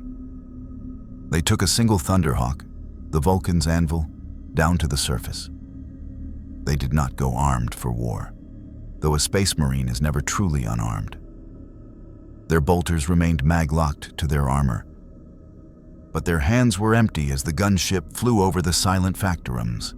They saw the changes Magneto had wrought. Factories converted to agricultural use, hab blocks being expanded and repaired, and people, not servitors, actually walking in the open air without the frantic haste of menials late for a shift. They landed in the central plaza of what had been the primary command district.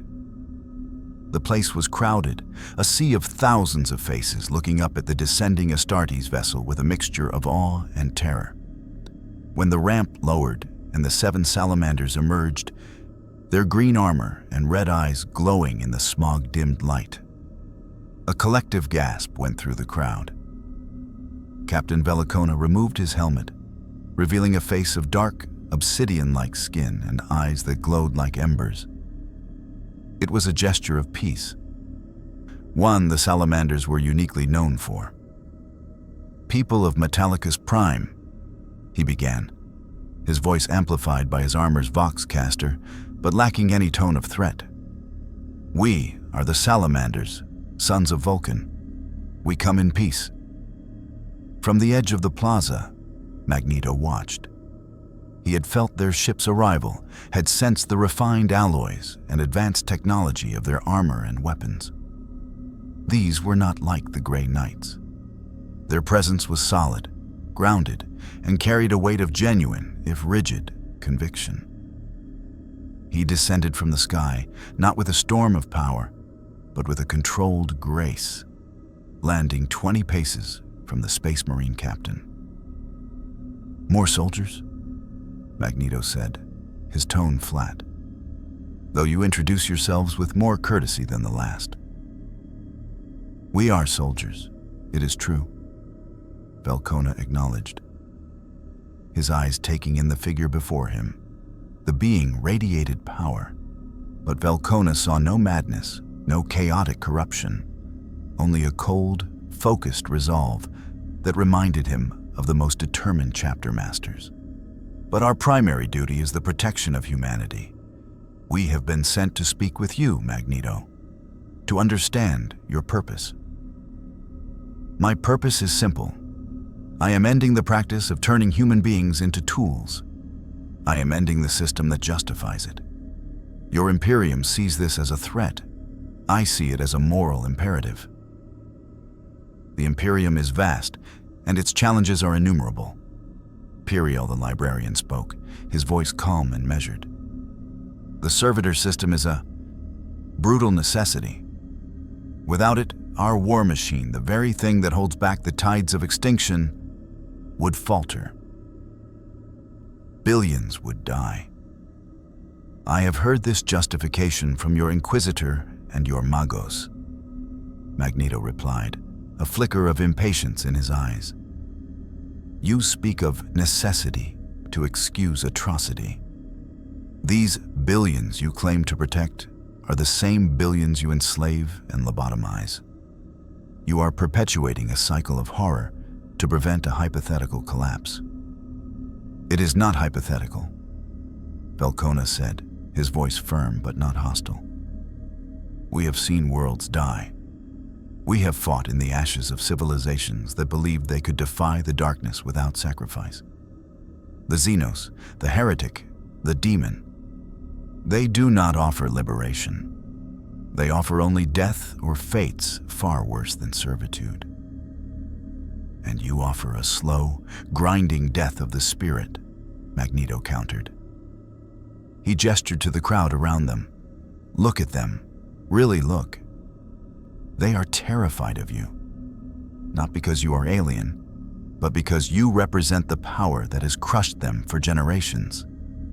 You are the face of the master, who tells the slave that the chains are for his own good." From the crowd, Overseer Grelick saw his chance. The salamanders were here to talk, to reason with this monster. It was heresy. He pushed forward, falling to his knees before Captain Velkona. "My lord, thank the Emperor you have come," he cried, his voice a well-practiced mask of desperation. "This thing has bewitched the masses. He has halted the sacred work of the Omnissiah. He speaks of freedom, but he leads us to starvation and ruin. You must stop him. You must restore order." Velkona looked from the weeping overseer to Magneto. "Is this true? Do you lead these people to ruin?" "I lead them to a crossroads," Magneto said, his gaze locked with the captain's. "They can continue as slaves to a system that consumes them, or they can attempt to build something new. The path is difficult. There will be hardship. But it is their choice to make, not his," he said, pointing a gauntleted finger at Grellick. "And not yours." "He lies!" Grellick shrieked. "He has agents sabotaging the food stores. He wants us to despair, so we will worship him instead of the Emperor." This was a gamble, but Grellick had made sure it was a credible one. His saboteurs had done their work well. Sergeant Bakken's helmet tilted as he received a vox from the Thunderhawk. "Captain, our Auspex scans of the Hab districts confirm critical shortages in the primary food distribution network. Systems have been deliberately tampered with." The crowd, already on edge, erupted into panic. The promise of food had been Magneto's most powerful tool. If that was a lie, then everything else was. Magneto felt the shift instantly. The fragile hope he had nurtured was being poisoned by fear. He looked at Grellick, and then at the salamanders. "This man is a creature of the old order. He would rather see this world starve than see it free. He creates the crisis he claims I am causing." "A convenient accusation," Velkona said, his tone growing cooler.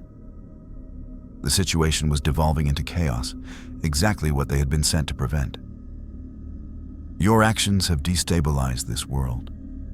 Whether by your intent or your ignorance, the result is the same: suffering."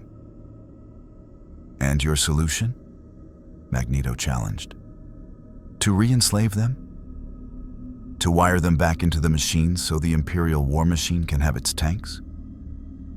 Our solution is order, stability, protection." Velkona's hand rested on the hilt of his thunderhammer, not in threat, but as a statement of principle. These people cannot protect themselves from the galaxy's horrors. We can. We will. But they must fulfill their duty, as we fulfill ours. "There it is," Magneto said, and for the first time, a note of genuine disappointment entered his voice. "I had hoped you were different. I had heard the salamanders were noble, but in the end, you serve the same master. You just deliver your ultimatums with a kinder tone." Periel took a step forward. "You are presented with a simple truth, Magneto. Stand aside. Allow the Imperium to restore stability to this world. Your talents could be of great service. We can find a place for you, a purpose that does not require the collapse of entire sectors. A cage with a better view is still a cage." Magneto rose into the air, the magnetic energy around him intensifying. "I will not stand aside. I will not allow you to undo what little progress has been made here. If you wish to return these people to their chains, you will have to go through me." The 7 salamanders moved as one, forming a battle line. Bolters were raised.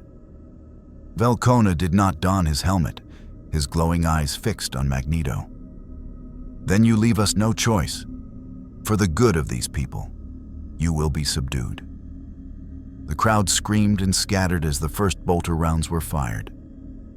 They were not aimed at Magneto, but at the ground around him, a warning and an attempt to hurt him. It was a tactic of restraint, but to Magneto, it was a declaration of war. He did not move.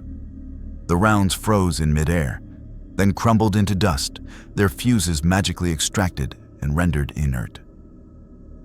"You are still using metal," he said, his voice echoing with power. "You are still bringing weapons to a fight I have already won." He reached out, not to crush them, but to disarm them. He would show them the futility of their resistance. Bolters were torn from armored grips. Thunder hammers and storm shields were ripped away, clattering to the ground in a heap. In seconds, the salamanders were stripped of their primary armaments. But they were not helpless. As Magneto focused on their weapons, Pyriel unleashed his power. A torrent of psychic fire, the Promethean discipline of Nocturne, erupted from his hands. It was not warp sorcery, but a controlled, focused manifestation of elemental force. And it was not metal. The fire washed over Magneto. His armor glowed red-hot. He grunted, shifting his magnetic field to deflect the worst of the heat, but he was forced back a step. It was the first thing that had truly touched him since his arrival. Belcona charged, his enhanced muscles carrying him across the plaza in a heartbeat. Even without his hammer, he was a weapon. He slammed a power-armored fist into Magneto's chest, the force of the blow enough to crack adamantium. Magneto staggered, the breath driven from his lungs. He retaliated instinctively, and the very plaza beneath them erupted. Adamantium reinforcement beams tore through the ferrocrete, wrapping around the salamanders like metal serpents, pinning their limbs. Pyriel was encased up to his neck, his psychic hood sparking as Magneto's power disrupted its delicate mechanisms. Belcona fought against the metal bonds, his muscles straining, but even a space marine could not break adamantium. He was held fast, 5 feet from Magneto, forced to look his enemy in the eye. "You see," Magneto said, his voice slightly strained, "you cannot win. Your strength, your fire, your faith, it all fails against the fundamental forces of the universe. You have power." Belcona grunted, his face a mask of defiance. "But you fight for an ideal that will get these people killed. That is not protection. That is vanity." Magneto looked at the terrified faces of the populace, at the trapped space marines, at the smoldering wreckage of their brief battle.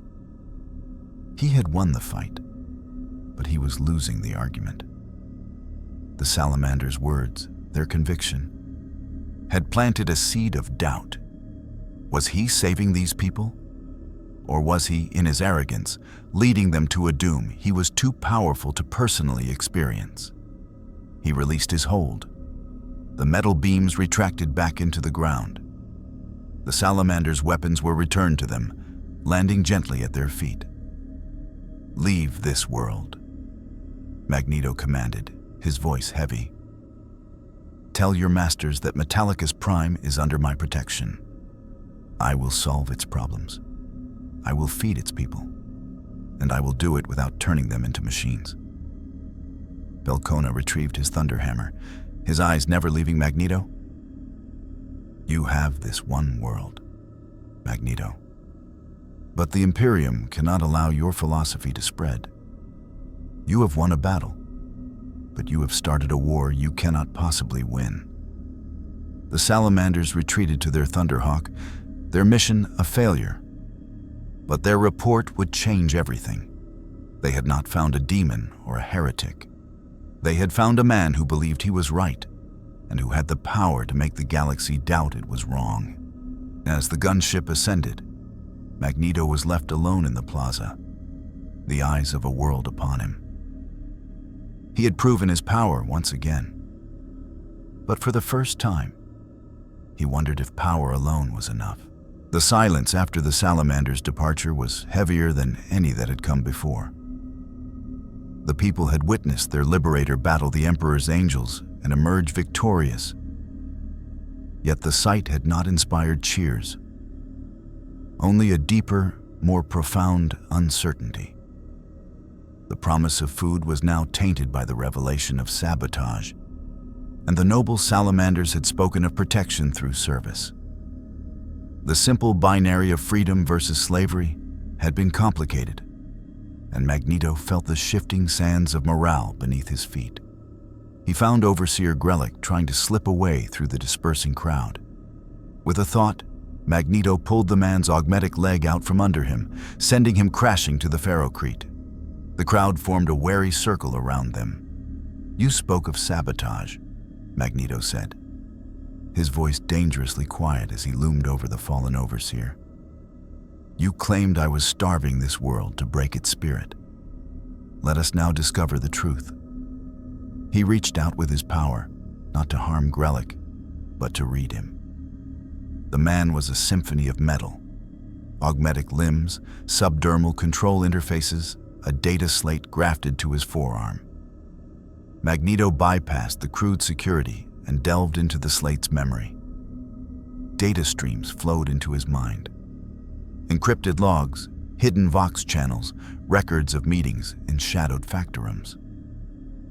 "You have been busy," Magneto announced, his voice amplified so the entire plaza could hear. He projected the data into the air as a shimmering hololith, weaving the magnetic fields and particulate matter into a screen. The crowd watched, mesmerized and horrified, as Grellick's own records damned him. They saw the orders to divert food shipments, to corrupt water purifiers, to spread the very rumors that had turned them against their would-be liberator. "This man," Magneto declared, pointing at the trembling Overseer, "and his cabal of enforcers and petty tyrants would rather you starved in the dark than learn to walk in the light. They serve the old order, an order that valued your production over your lives." The crowd's uncertainty crystallized into a sharp, focused rage. They had been manipulated, played against their own interests. A low growl rose from the masses. "What shall we do with him?" Magneto asked the crowd, granting them the agency they had been denied for millennia. "He is yours to judge." The response was immediate and brutal. The crowd surged forward. Grellick's screams were swallowed by the mob. Magneto watched, his expression impassive. It was justice of a kind, primitive and bloody, but born of their own will, not his. It was a necessary step, a cauterization of the infection of the old regime.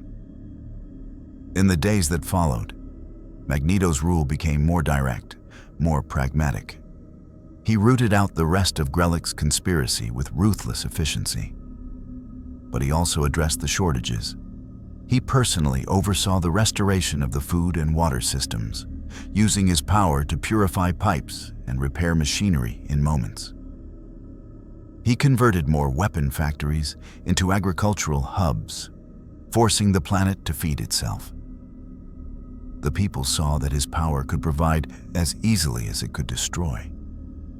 Their fear began to slowly, tentatively, transform into a fierce, protective loyalty. They were no longer Imperial subjects. They were Magneto's people. It was during this consolidation of power that the second, wholly unexpected delegation arrived. There was no warp translation, no thunderous announcement. One moment, the space near the silent orbital docks was empty.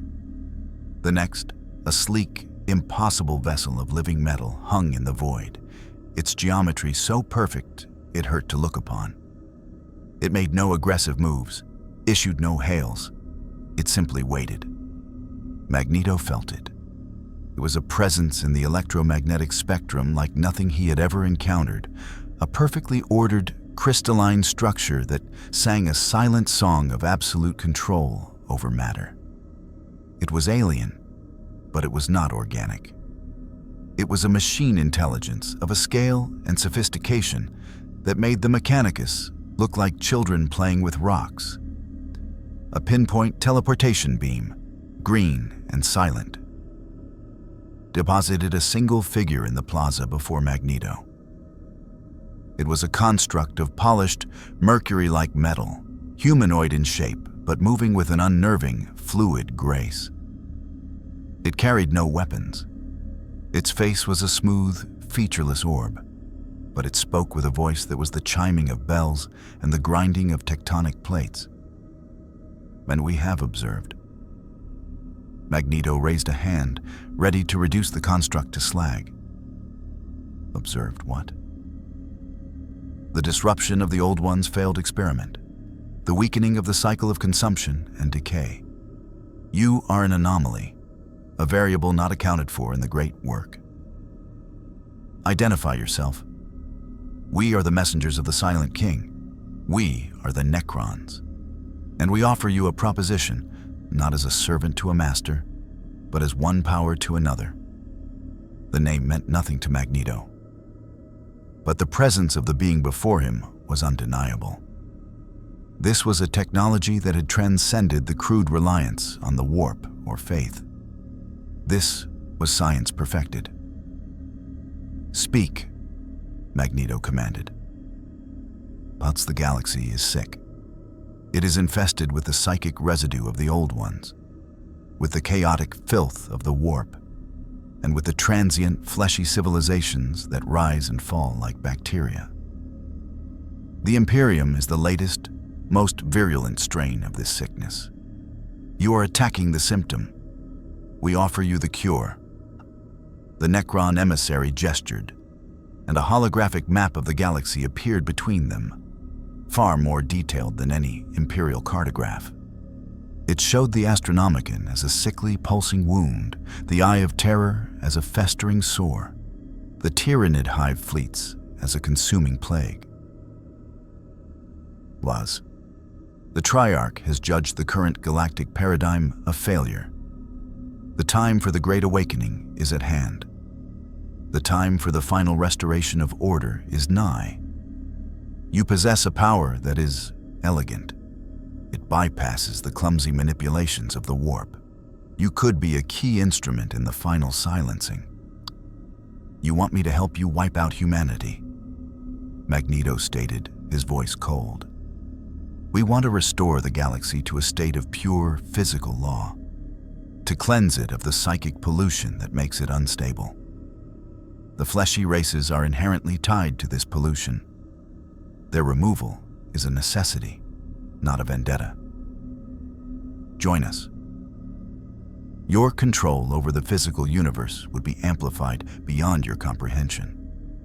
We could grant you dominion over entire star systems, your will enforced by legions of immortal warriors.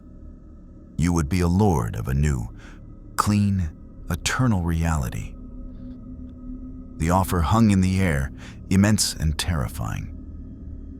It was the opposite of the Thousand Suns' chaotic temptation. This was order, absolute and final. It was the promise of a universe without the mess of human suffering, without the weakness of flesh, without the unpredictable chaos of free will. A universe where his power could reign supreme, unopposed by faith or sorcery. He looked at the people watching from a distance, their faces filled with a new fear of this silent metal god. He thought of the servitors, of Grelik's betrayal, of the salamander's stubborn certainty. He thought of the immense, grinding, bloody machine of the Imperium. And he thought of the concentration camps. The Necrons were offering a final solution, a clean, technological, and permanent final solution. You speak of order, Magneto said, his voice low and dangerous. You speak of cleansing the galaxy of a sickness. I have heard this language before. It is the language of the genocidaire. It is the language of those who believe their own purity gives them the right to eradicate all who are different. It is not a matter of purity. It is a matter of cosmic hygiene. The warp is a cancer. Organic life, in its current form, is the host. Then you are no different from the Imperium, Magneto declared, his power flaring around him. You simply have a more efficient, more sterile method of genocide. The Imperium butchers and enslaves in the name of a corpse. You would erase all life in the name of a theory. I fight for the right of humanity to evolve, to overcome its flaws. You would deny it that chance entirely. The Necron emissary stood perfectly still. Plus a miscalculation. Your sentimentality for a flawed species will be your extinction. When the stars are right and the awakening is complete, you will be silenced along with the rest of the cacophony. Get off my world, Magneto snarled. The emissary did not argue. It simply vanished in another flash of green light. The ship in orbit disappeared a moment later, leaving no trace it had ever been there. Magneto was left alone with the chilling realization that the Imperium was not the only or even the greatest threat in this galaxy. There were older, colder, and infinitely more patient horrors waiting in the dark. And he had just made an enemy of them. He had rejected the tyranny of faith and the tyranny of chaos. Now he had rejected the tyranny of perfect, silent order. He was carving a path that had no allies, only enemies on all sides. He looked up at the smog-choked sky. The Necrons were right about one thing. The galaxy was sick. But his cure was not eradication. It was evolution. And to prove that was possible, he had to show more than just one world. He had to show the entire Imperium. His gaze turned inward, to the star charts he had studied in the command spire. His next target was clear. The heart of the problem, the source of the Mechanicus's power and the greatest concentration of the technology he could subvert. He would go to Mars. The decision was made. Mars was the root, the theological and industrial heart of the Imperium's mechanical oppression. To truly break the system, he had to strike at its core.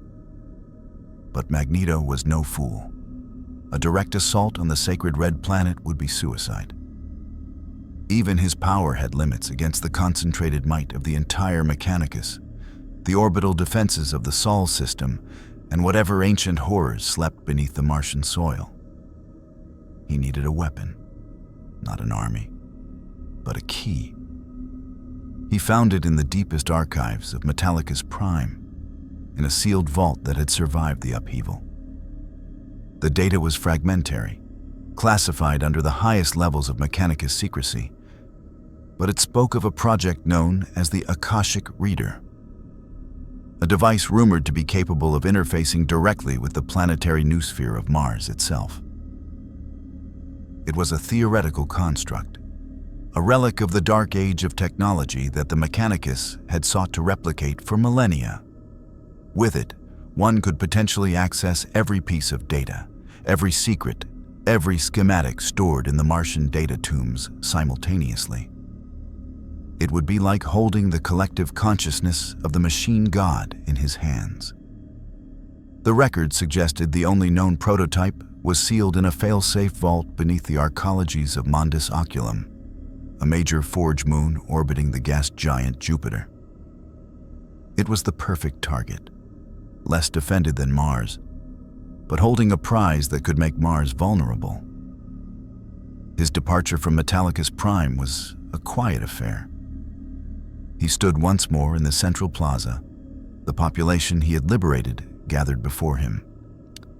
They were healthier now, their eyes clearer, their postures straighter. But fear still lingered. "I must leave," he announced, his voice carrying across the silent crowd. "The work here is stable. You have food, water, shelter, and the beginnings of self-governance. But this is just one world. The machine that created your suffering still turns, and it will grind this world to dust the moment it perceives you as a threat. To secure your future, I must break that machine at its source." A man, the machinist Torven, stepped forward. "They will kill you, my lord. Or worse, they will send legions. They will burn this world anyway." "They will try," Magneto conceded. But if I succeed, the Imperium will be too crippled to care about one reclaimed world. I go to shatter their chains, not just on Mechanicus, but on 1,000,000 worlds. Hold what you have built. Defend it. Prove that humanity does not need a master to thrive. He did not wait for their pleas or their blessings. He rose into the sky, a lone figure against the bruised heavens. He did not take a ship. Ships could be tracked, boarded, destroyed. Instead, he gathered the planet's magnetic field around him, creating a cocoon of energy. With a final glance at the world below, he launched himself into the void, a human projectile riding the invisible lines of force that stretched between the stars. It was a journey that would have vaporized any other being. But for the Master of Magnetism, it was merely an exertion of will. The void was not empty. He felt the tremors of war, the passage of vast fleets, the screaming holes in reality that were warp storms. He felt the silent, patient presence of the Necrons, a cold cancer in the galactic body. And he felt the ever-present, grinding pressure of the Imperium, a psychic weight of trillions of souls living in fear and prayer. He was a single note of defiance in a symphony of oppression. He arrived in the Jovian system like a silent meteor. Jupiter filled the sky, a vast, swirling giant of hydrogen and helium, its magnetic field a roaring torrent of power that invigorated him. The forge moon of Mondus Oculum hung in its orbit, a pockmarked sphere of industry, its surface covered in factorums and defense lasers. Its systems detected him immediately. Auspex arrays screamed. Defense lasers powered up, tracking the unauthorized energy signature. Vox channels burst into frantic life. Unidentified energy signature, bearing 020. It's a biological entity, reading impossible energy levels. All batteries fire. Fire! Lances of incandescent light cut through the void, any one of them capable of vaporizing a battle tank. Magneto didn't evade.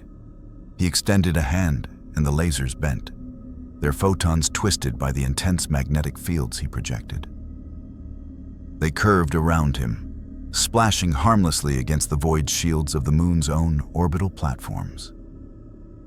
He continued his descent, a falling star that refused to be extinguished. He punched through the atmosphere, wreathed in fire, and slammed into the primary landing field of Mondus Oculum. The impact was seismic. Skitarii cohorts, armed with non-ferrous neutron lasers and ceramic blades, swarmed towards him. They had learned. They had adapted. It made no difference. He couldn't control their ceramic blades, but he could control the ground beneath their feet. The ferrocrete erupted, swallowing them whole. He couldn't manipulate the neutron beams, but he could manipulate the air, creating magnetic lenses that diffused the energy into harmless light. He was a force of nature, and they were trying to fight the tide with buckets. He strode through the carnage, his senses reaching deep into the moon, searching for the unique energy signature of the Akashic Reader. He found it, buried miles deep, protected by layers of void shields and wards that hummed with anti-psychic frequencies. They were prepared for demons and psychers. They were not prepared for him. At the entrance to the deep vault, the final guardian awaited. It was not Skitarii, not a tech priest. It was a knight paladin, a 30-foot-tall war machine, its ion shield shimmering, its rapid-fire battle cannon already roaring. The pilot, noble Scion Letta Carwin, screamed her family's battle cry over the external vox. For the honor of House Carwin, for the Omnissiah. The cannon shells, each the size of a man's torso, flew towards Magneto. He stopped them dead in the air, a cloud of suspended death. He looked up at the knight, a faint expression of pity on his face. "You pilot a god of war," he said, his voice somehow carrying over the din. "But it is just a machine, and all machines bow to me." He reached out with his mind, and the Knight Paladin froze. Lita Carwin screamed as her control throne went haywire. The Knight's arms twisted against their joints. The leg's servos locked. Magneto wasn't just crushing it, he was unmaking it, piece by piece. The armor plates peeled away like flower petals. The internal skeleton bent and warped. The battle cannon crumpled into a ball of scrap. In less than a minute, the majestic knight was a ruined sculpture of twisted metal, its pilot exposed and helpless in the wreckage. Magneto looked at the young woman, her face a mask of terror and defiance.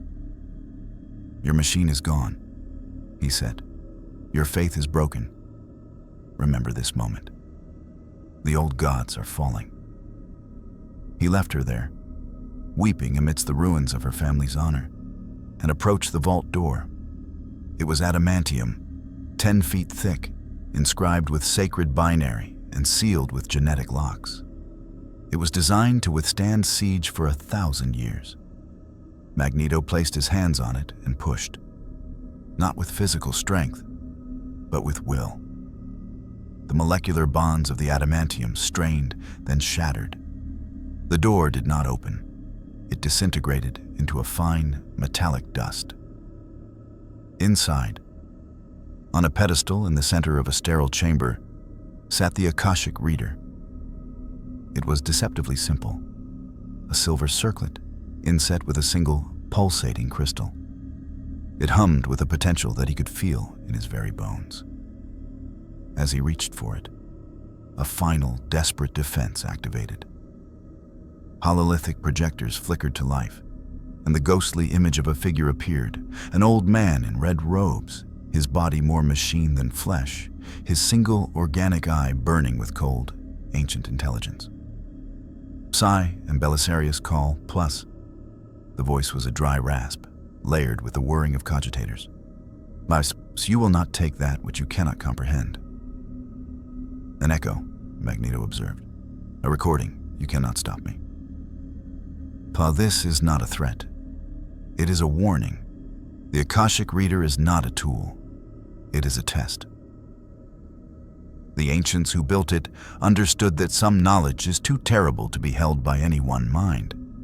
To interface with the Martian noosphere is to invite madness. You will not see your enemy's weakness. You will see the sheer, horrifying scale of your task. The weight of 1,000,000 worlds will crush your sanity. I have carried the weight of my entire species on my shoulders since I was a boy," Magneto replied, his hand closing around the circlet. "What is 1,000,000 more?" He placed the circlet on his head. The universe exploded. It was not pain, it was data. A tidal wave of information so vast it dwarfed comprehension. The complete schematics for every Titan ever built. The genetic sequences of every Space Marine chapter. The daily production outputs of every Forge world. The secret histories of the Mechanicus. The truths about the Emperor they kept hidden. The locations of forgotten STCs. The endless, screaming prayers from 1,000,000,000 shrines. The silent logic of 1,000,000,000,000 machine spirits. The cold, dead knowledge of the Void Dragon slumbering beneath Mars. It was everything, all at once. Magneto screamed. It was a raw, primal sound of a mind stretched across the galaxy. He saw it all, the necessity and the horror, the sacrifice and the stupidity, the fragile, desperate fight for survival, and the brutal, unthinking tyranny that enabled it. He saw the true face of the enemy, and it was a mirror. He fell to his knees, the weight of the Imperium crushing him.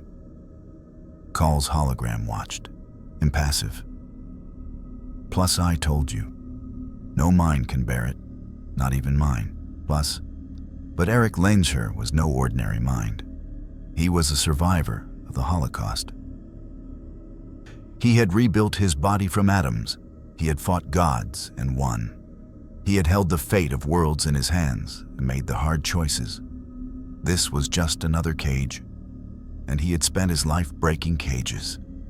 With an act of will that would have vaporized a lesser being, he did not try to process the information. He commanded it.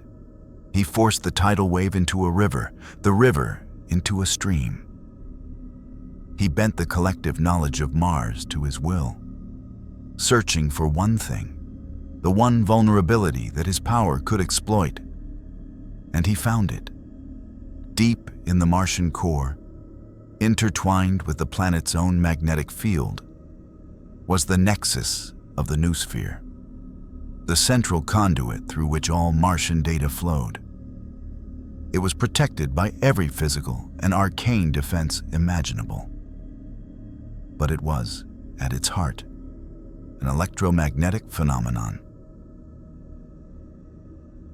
A grim smile touched his lips beneath the helmet.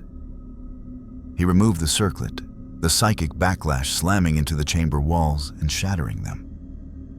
He stood, his body trembling with exertion, but his eyes burned with triumphant certainty. He knew how to break Mars. He turned and walked from the ruined vault, leaving Call's fading hologram behind. "Swat, what have you done?" The Archmagos' echo whispered. Magneto did not look back. "I have found the key," he said. "And now I go to turn it."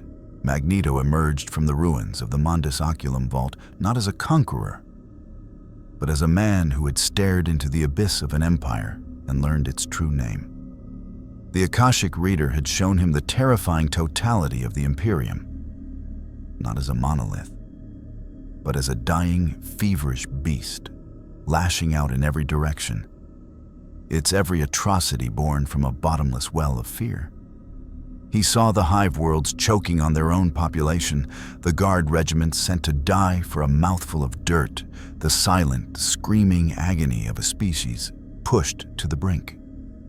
And at the center of it all, Mars, the mechanical heart, beating a rhythm of unquestioning production to feed the endless, desperate war. He had the key, the nexus. To sever it would be to plunge the entire Adeptus Mechanicus into a digital dark age. Ship production would halt. Titan legions would stumble and fall. The flow of weapons and ammunition to 1,000,000 battlefields would cease. The Imperium would hemorrhage, its lifeblood of technology cut off. Billions would die in the ensuing collapse. Soldiers without support, worlds without defense. It was exactly the kind of calculus the Imperium itself used. Acceptable losses. Necessary sacrifice.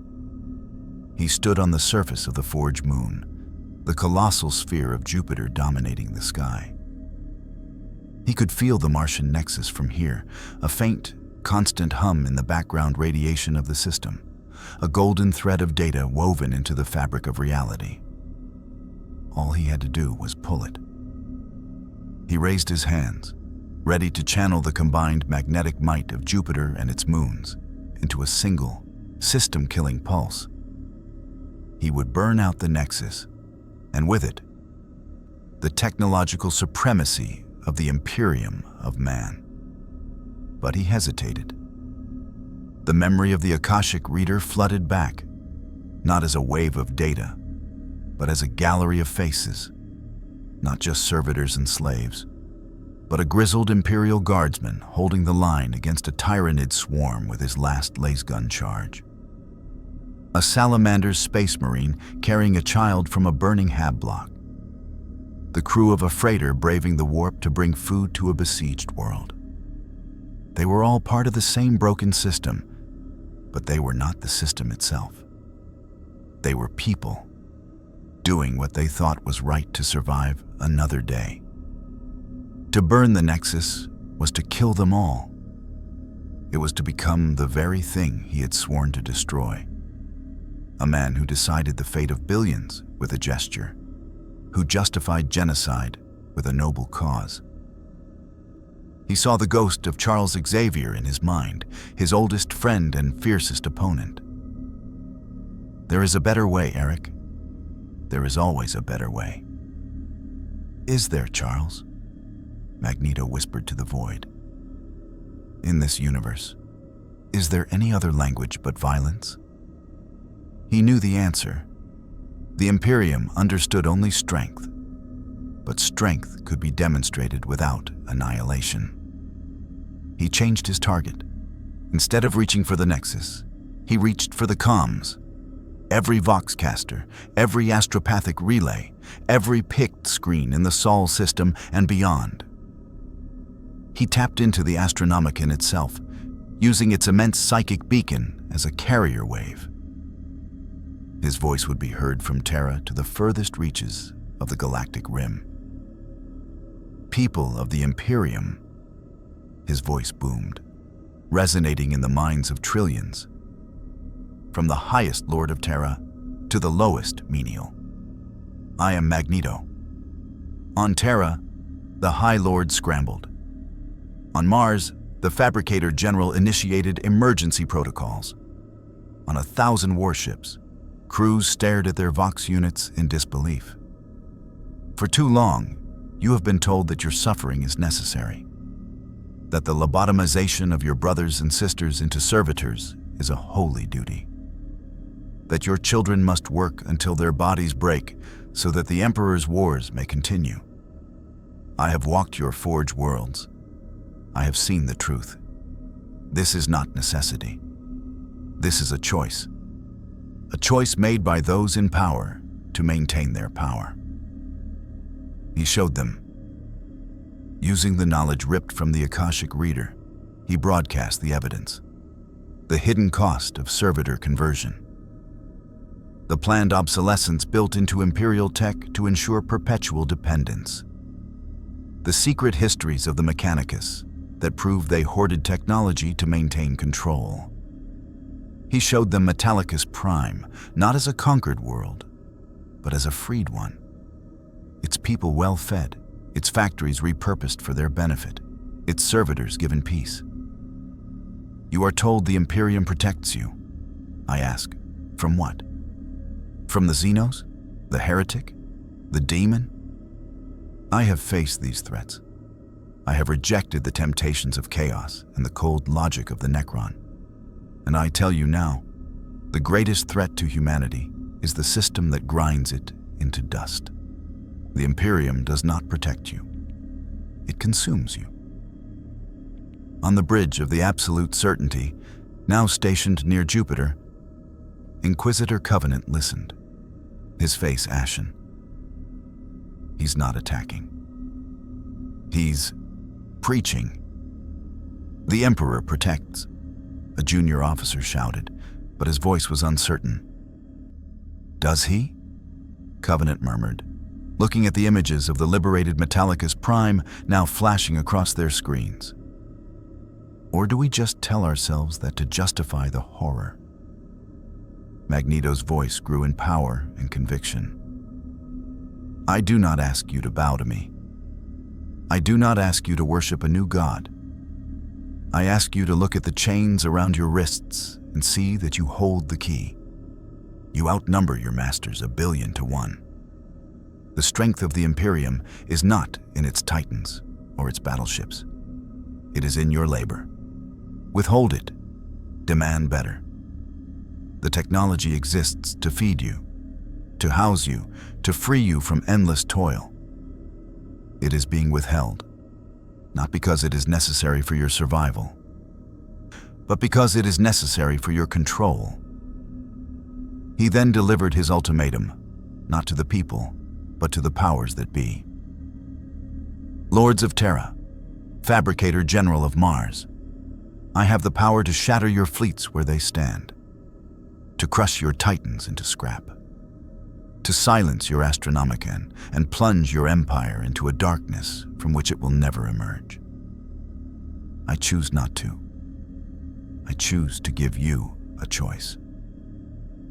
He paused, letting the immensity of his threat sink in across 1,000,000 worlds. You have 1 standard year, begin the systematic dismantling of the servitor program. Repurpose your forge worlds to serve the people, not just the war machine. Grant true autonomy to your worlds. Do this, and I will stand as your shield against the true darkness that waits. I will use my power to defend humanity, not from the freedom I offer, but from the extinction you court with your stubbornness. His voice hardened, becoming the voice of the Master of Magnetism once more, cold and absolute. If you refuse, if you attempt to hunt me, if you move to destroy Metallicus Prime or any other world that chooses freedom, then I will return.